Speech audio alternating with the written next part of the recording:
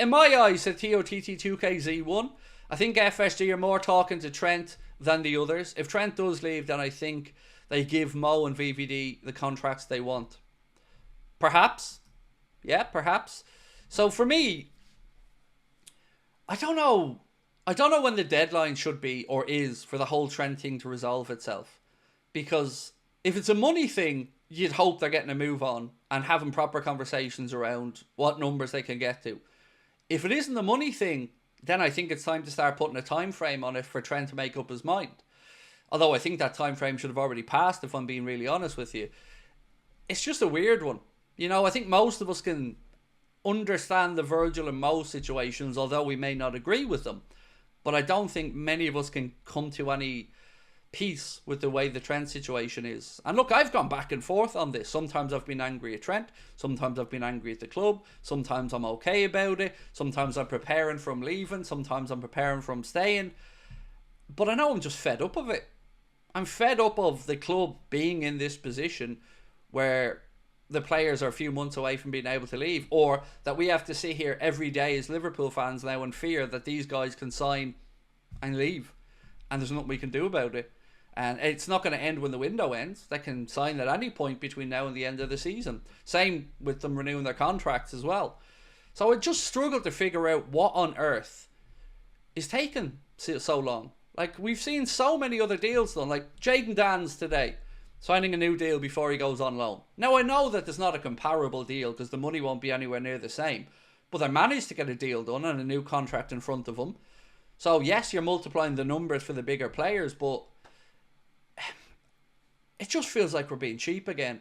And we keep coming back to the numbers and the wages. Just look around again today.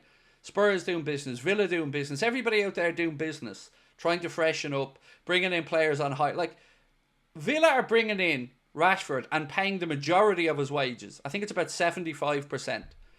So how can they do that? But we always have to cry poor mouth about extensions. Oh, the money be tied up in extensions. Well, we didn't do any business. And we haven't really filled up the space from the lads who've left in the wage department. So the whole thing confuses me. Lucas, thank you so much, mate, for your super chat. Said, in my mind, all three are leaving. Everybody thought VVD would be easy to get done. 6 months later, nothing. It's become embarrassing for the club. So, I agree it's becoming embarrassing. But the problem I would have, Lucas, is I don't think they care that it's becoming embarrassing. Because there's clearly some type of strategy going on here. Whether we agree with it or not, I guess, is another conversation. But there's clearly a strategy. And it seems to be brinksmanship. Who blinks first? Who gives up first? It's a dangerous strategy, especially if you're talking about saving a few £1,000,000 for a club that's raking in cash. So I agree with you, mate, that it's embarrassing. I just don't know if they care that it's embarrassing. What would it take for the fans to turn on FSG? Don't know. Don't know.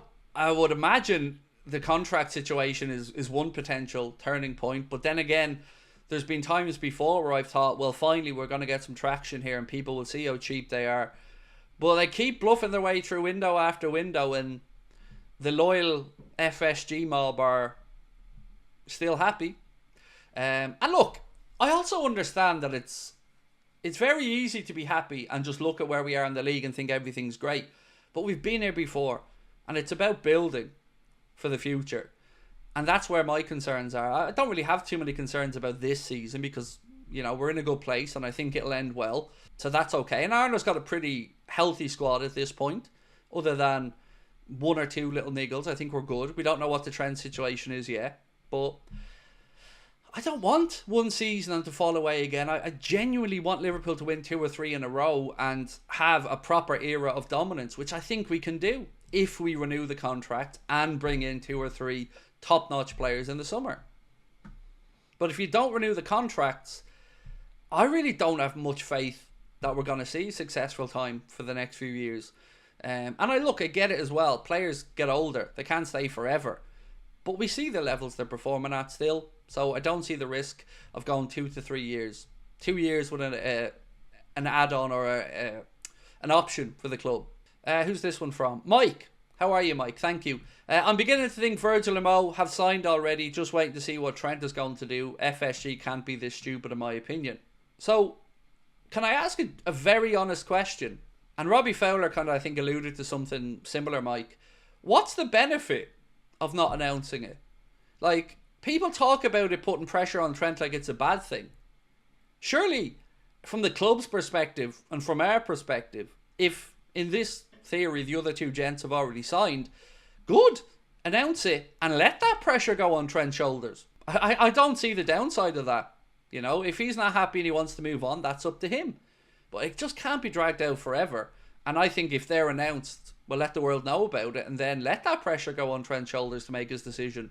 Now, actually, I want to get to a point where, does anybody think that the club are right to maybe, I don't want to say let the lads go, but has anybody got an argument as to why maybe the club should let the contracts expire or lowball the players? Because I guess I always speak about it from my side, which is very much get it done.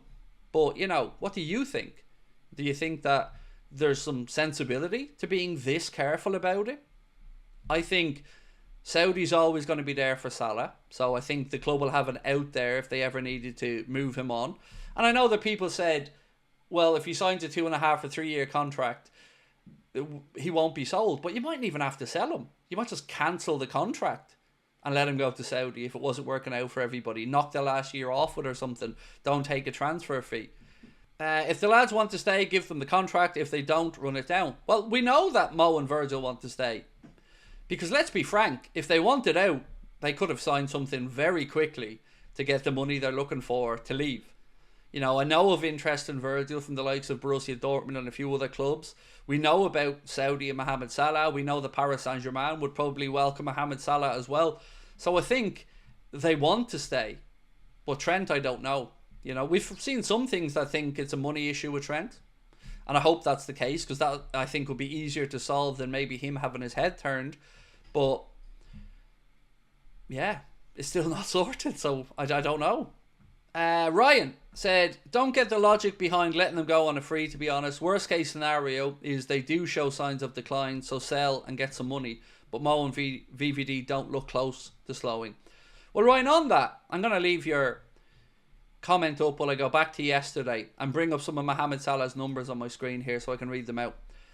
This season right now, as we sit here, Mohamed Salah is having his best ever campaign for goals per 90 minutes and assists combined. So in his first season with us, he averaged, you can pretty much say, a goal every 90 minutes, 0.99. So he pretty much averaged a goal every 90 minutes with an assist every 0.31.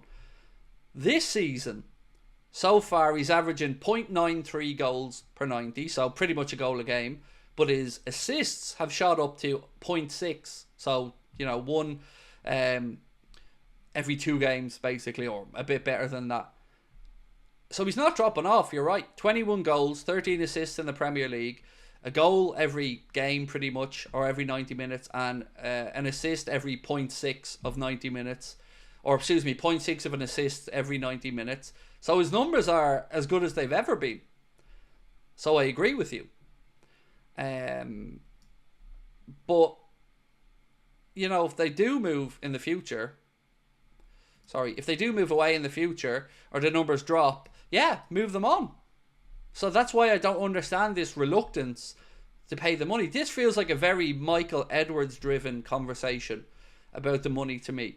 Because we've always known that one of the, I guess, downsides for us about Michael Edwards is that he doesn't like giving out these deals to players in their 30s. There was a lot of talk to him and Jurgen butted heads about this in the past over the likes of James Milner and Jordan Henderson. So, yeah, I think he has a number that he thinks there's value in. And so far, that number hasn't been one that is acceptable to the players. I know numbers are numbers, but his goals in the first season were so much sexier. Yeah, I get what you were saying. Yeah. But look, for a fella who had to go into this season to prove a point, same with Virgil, prove their worth. And not what they were worth in the past, what they're worth right now. I think we can say they've both done it and are both doing it. So whatever the club thinks about the future, in the here and now, they're still putting in great performances.